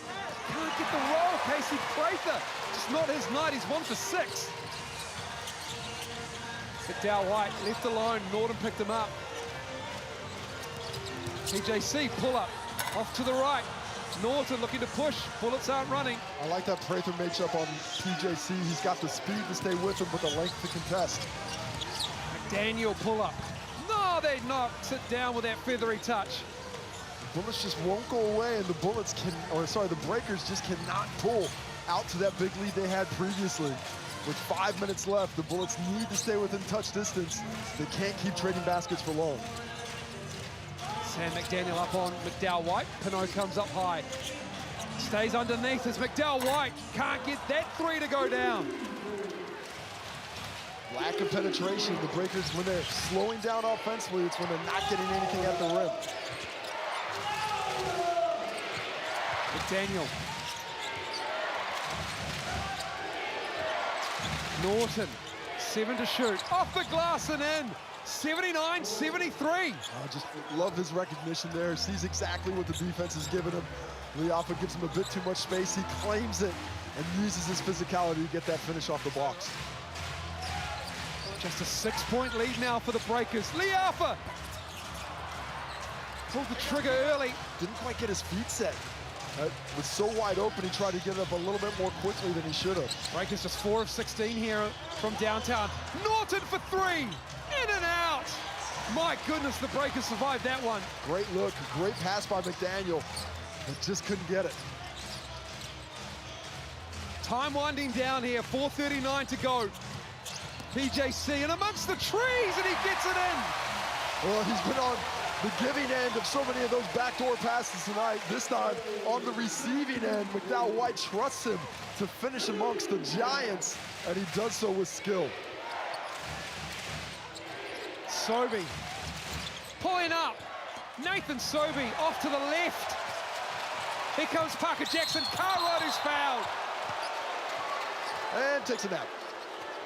Oh no, he's away. He goes down hard.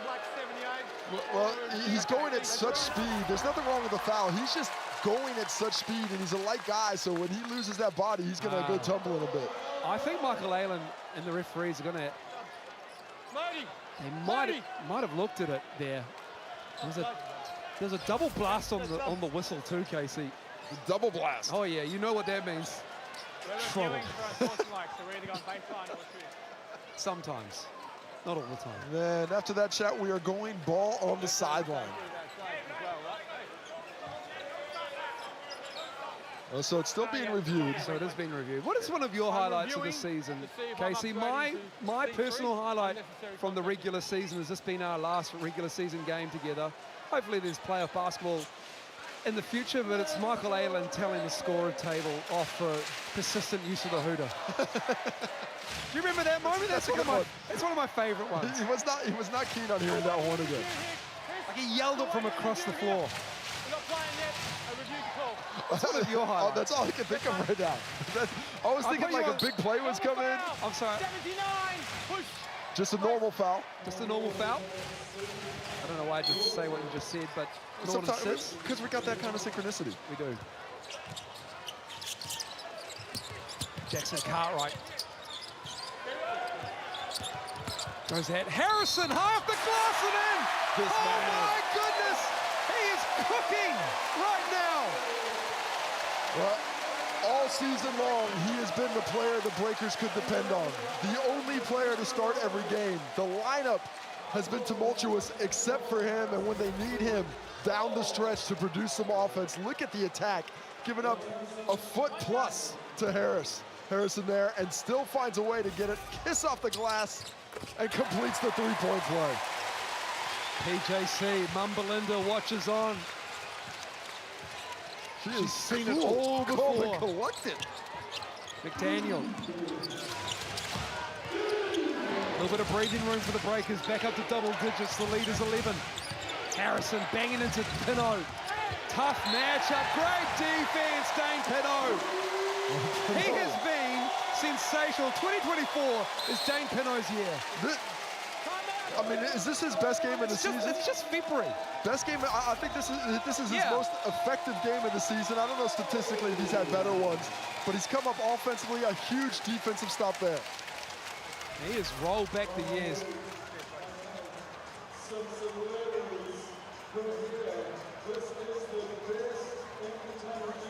(84-73). The Breakers lead. It's getting tight. And if you made me choose earlier, what's my favorite time of the year? I think my favorite memory has happened many a time. It's every time I try and interview Modi before the game, and he just stonewalls me. Yes, but then also for us personally, it's been when Brooke tried to interview him, we just gave up. Yeah. Remember we tried to do that? I did. We thought maybe we could just get Modi to say a few words. No, that is incorrect. He will stick to the plan one way or another. Both coaches, 3 minutes and 43 seconds left in this one. Season's on the line. The Breakers win, they're essentially in. The Bullets win, they're essentially in. Either way, it's coming down to the stretch. Somebody's gonna make the finals tonight.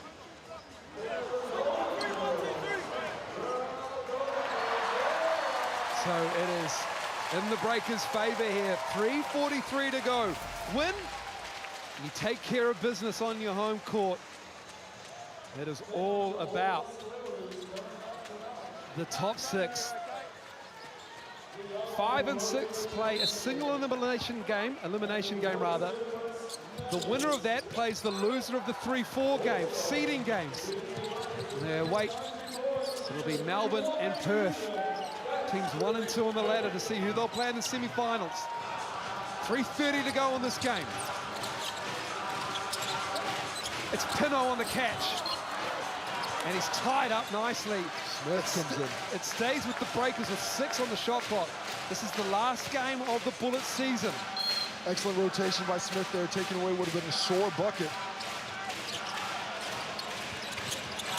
Jackson Cartwright left it short. Gets his own rebound. Well, that's a huge offensive rebound for the Breakers. Every extra second getting them closer to a finals appearance. Rustavicu squeaks it to Liafa. Falling away! Oh, Isaiah Liafa! Unreal, he was on the first row when he landed. Look at how that basketball goes side to side, really forcing the Bullets to get out there and scramble. Eventually, a great look out of the deep ball corner. Sobey, Norton, nice play.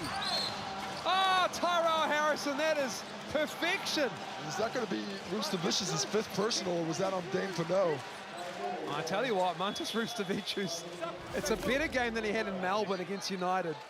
He fouled out without recording any stats. That's the 4th on Pinot. 4 players for the Breakers now on 4 personal fouls.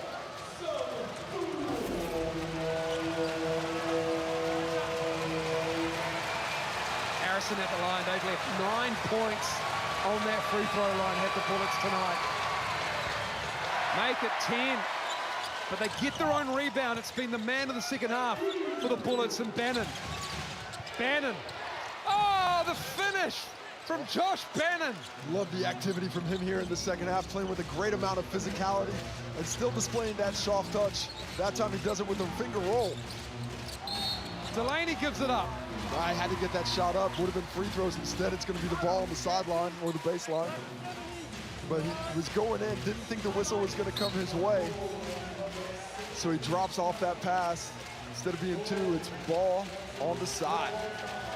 10-point difference, 2:22 to go. And Bullets go with a smaller lineup. Send Harrison to the bench. 2:22 to go. Cheatham. It's PJC. Bannon with the foul. Tell you what, Bannon was doing pretty well there, and he wanted the hook called on PJC. And that is the last foul to give for the Bullets. From now on, every foul results in a free throw for both teams.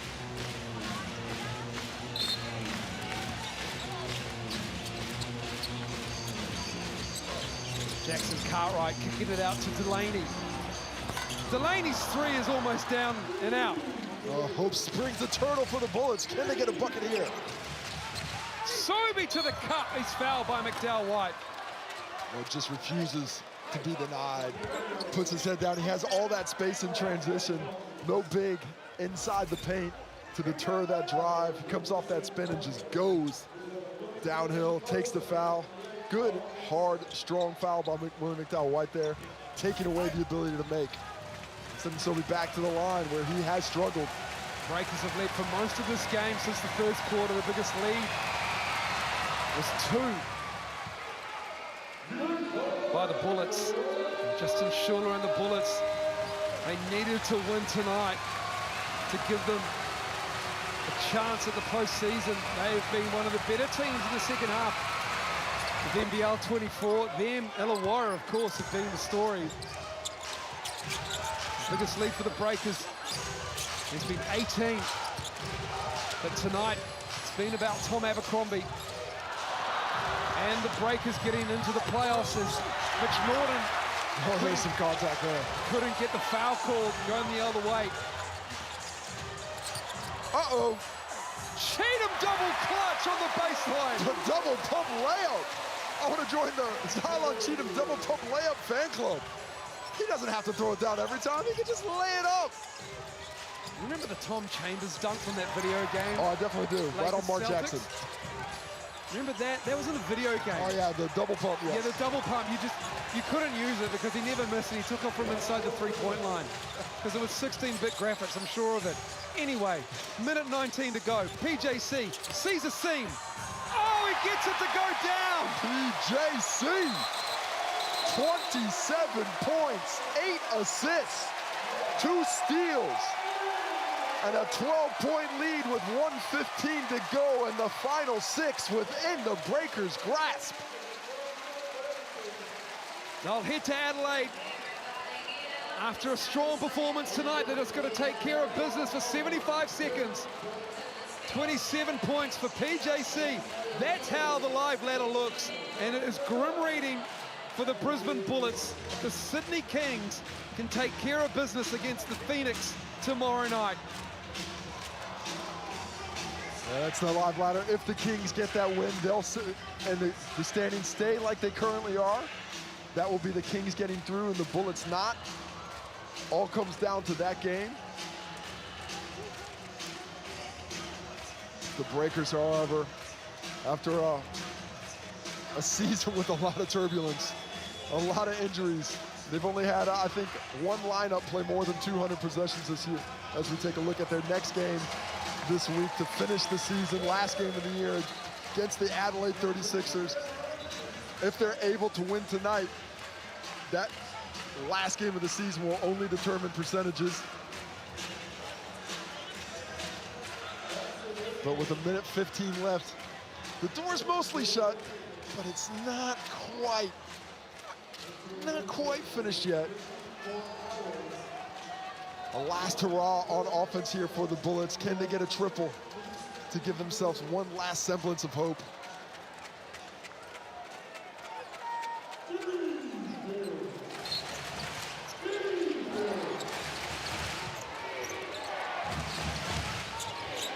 Chris Smith for 3. Oh, we got everybody doing the whistles. And so it will be Breakers ball. 70 seconds to go. 91-79. Norton disrupting the inbounds. Jackson Cartwright. Directing traffic. Bullets need to foul. They don't. It's Delaney trying to find a cut up. Finds Liafa for three. And Isaiah Liafa trying to avoid somebody getting fouled. And Liafa just says, I'll just bang down the weak side three. And now he's up to double digits with 12 points. Bannon pulls the trigger, knocking it down. Josh Bannon. It might be a losing effort, but not through the will of Nathan Sobey and Josh Bannon. He's got 26. Well, tremendous performance for Bannon this evening. He's really finding all aspects of his game down there in the interior, out on the perimeter. He's found some good range as well, but the Breakers are getting ready to rest easy during this snooze timeout. Just 46 seconds left, a 12-point victory. About to send 7,200 Breaker faithful home happy, unless there's some magic on the whiteboard that Schuler can figure out for that Bullet squad.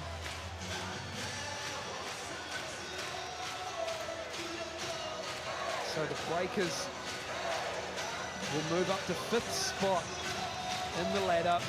Big game coming tomorrow night between Sydney and Southeast Melbourne Phoenix. Sydney, something's going on within that squad, but they take care of business. They'll most likely leapfrog the Brisbane Bullets on points percentage, because the Bullets, that is not great. 97.15 is their points percentage. The Breakers have Adelaide. If they take care of business tonight, it is all power to them, ready for a huge playoff run. It has been a dangerous team all season long when they put it together. It's been tough with injuries. It's been filled with challenges all along. The Breakers have come to the fore here. They've had some tough games against Perth and Melbourne. There's McDowell White is fouled by McDaniel. They've done just enough to make their run.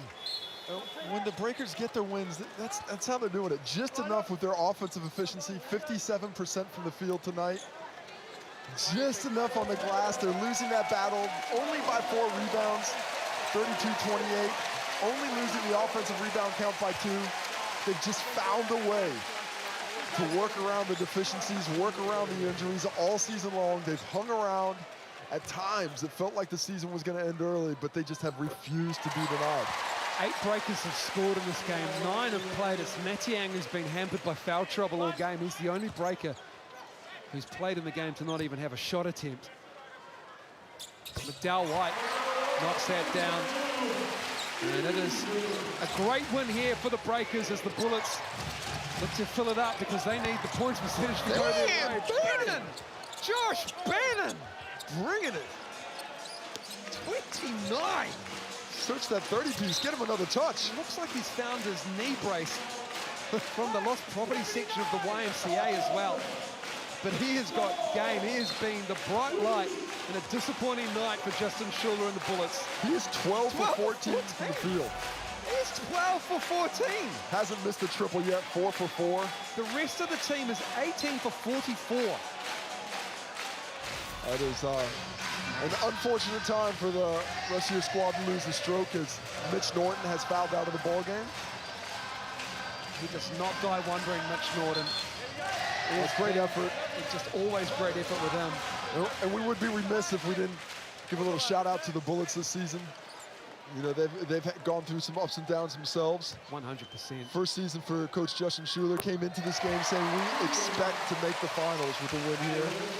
And they had the work done. They've missed the finals for, I think it's going on 5 years straight now. Came so close to being able to get it done with a win tonight, but on the road, on a night that a legend's getting his farewell in Breaker colors, just were not able to complete the game. It very well could be Aaron Baines' last game as a Bullet as well. Speculation rife about his future as Smith misses that. But tonight it's all about the Breakers, as they need the points percentage as well. Liafa pulls the trigger, knocks down three. Just going to take care of business, and the points for and against percentage change. 16 is the lead here for the Breakers, and the Spark Arena crowd starting to rise to their feet. Smith underneath, gets the bucket with 5.5 to go. And we've got a timeout for the Breakers, and they'll farewell Tom Abercrombie. He'll walk off the floor, perhaps for the last time as a Breaker. Will we see him in the postseason or not at Spark Arena? It's looking pretty good at the moment. Well, Coach Monty Moore is not sitting on this 14-point lead, all about percentage, because there is a chance they could move up a little bit higher. Fourth spot is well within their reach. Take a look at little McDowell White, pushing the pace, finding it. Lee Alpha, 15 points now. A great overall performance by everyone. Because there is a big game on Sunday before theirs against Adelaide. It is United and Hawks. Because if the Hawks drop that game, they'll go to 14-14. The Breakers take care of business against Adelaide. They'll go to 14-14. And it comes down to points percentage by point 1, maybe 4, maybe 8, depending on the scoreline. Could be a 7. It could be. Whatever happens against Adelaide in the win, it could determine fourth spot. Only if the Hawks lose to United. You really have spent a lot of time. I am that Winona Ryder gift. I'm at the awards ceremony. I'm seeing equations. I'm startled. Love a live ladder. I'm unsure. Let's see what the Breakers pull out. Are they going to give Thomas Abercrombie one last shot? Cheatham. They get a bucket to end it. Sobey from three-quarter court. Almost banks it in. The Breakers, though, they take care of business on their home floor. They win by 16, 103-87. And the Abercrombie kids look on as Dad might have played his last game at Spark Arena, 2BC. Tremendous all-around effort by the Breakers, working to the bitter end. As you see, Parker Jackson Cartwright, Foot Locker Player of the Game.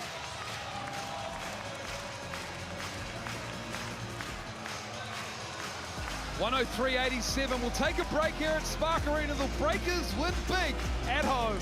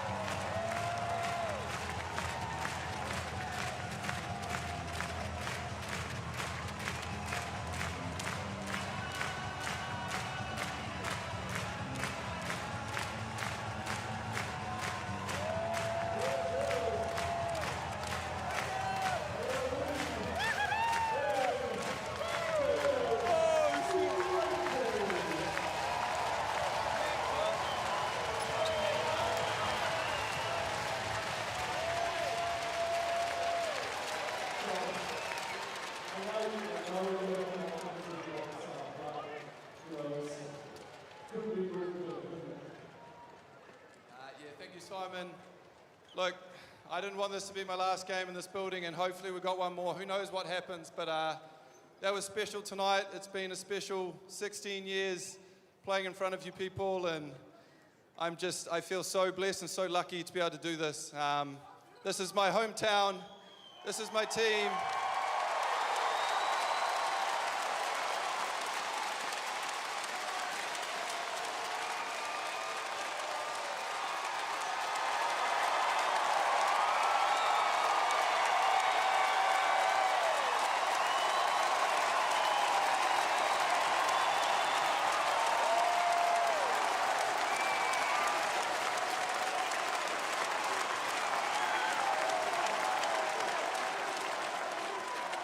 One very quick thank you to my family, my parents over here, my lovely children over there. I love you guys. You're all my family, though. I love you all. We're going to come back here, and we're going for a ship, all right? Thank you, Tom. Let's hear it once again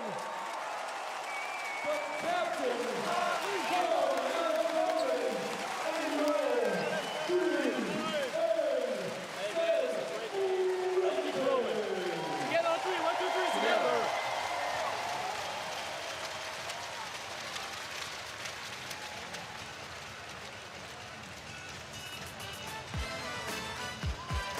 Beautiful moment there with the Abercrombie kids and Dad after some wonderful words while you're in an ad break there. The Breakers take care of business, 103-87 over the Brisbane Bullets. And Tom Abercrombie said they're going for a ship. The championship is well within their reach now. That's how the live ladder looks. They took care of business at home. Huge games coming up for the rest of round 20 of NBL 24. Big game coming up on Sunday, but next you've got the Taipans and United.